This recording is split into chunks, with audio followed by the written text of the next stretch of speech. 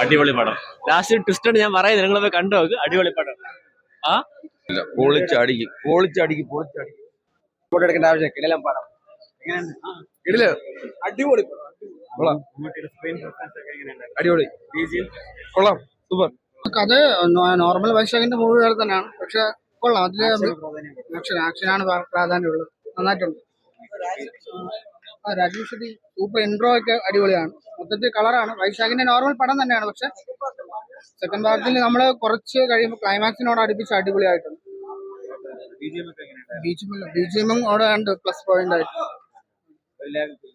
ഇല്ല ലാഗ് ആയിട്ടൊന്നുമില്ല.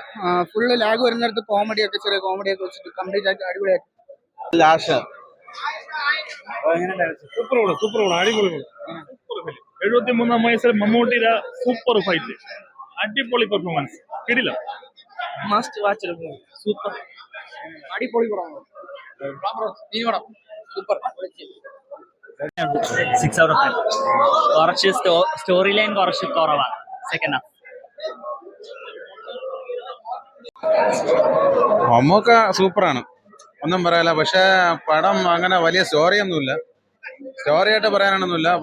നമ്മളെ പോക്കിരി രാജ എന്നുള്ളൊരു സിനിമ പോലെ, അതാണെങ്കിൽ മമ്മൂക്ക വരും, ബാക്ക്ഗ്രൗണ്ട് മ്യൂസിക് കാര്യങ്ങളൊക്കെ ഒരു രാജ അതൊക്കെ ഒരു സെറ്റാണ്. പക്ഷെ അതേപോലെ ഒരു ഇത് പടം വന്നിട്ടില്ല, സത്യമായിട്ട് തന്നെ പറയണം.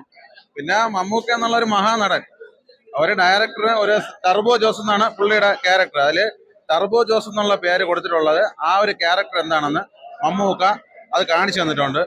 പിന്നെ ഫൈറ്റ് ഒരു രക്ഷയില്ല. ഇയാള് എന്തോന്ന് ഫൈറ്റ് എന്ന് വെച്ച് കഴിഞ്ഞാൽ ഒരു രക്ഷയില്ലാത്ത ഫൈറ്റ്. 4 ഫൈറ്റ് ഉണ്ട്, ഒരു മുണ്ടും ഒരു ഷർട്ടും. ഇത് തന്നെയാണ് പുള്ളിയുടെ ലുക്ക്. ഫൈറ്റ് തന്നെയാണ്. ലാസ്റ്റിന്റെ ഫൈറ്റ് സെറ്റ് ആയിരുന്നു. പടമായിട്ട് എനിക്ക് അത്ര ഇത് തോന്നില്ല. പിന്നെ BGM കാര്യങ്ങളൊക്കെ ഫുള്ളായിരുന്നു, നല്ല സൂപ്പറായിരുന്നു. പക്ഷെ പോക്കറ്റ് രാജ് പോലെ ഒരു ഇതായിട്ട് വന്നില്ല.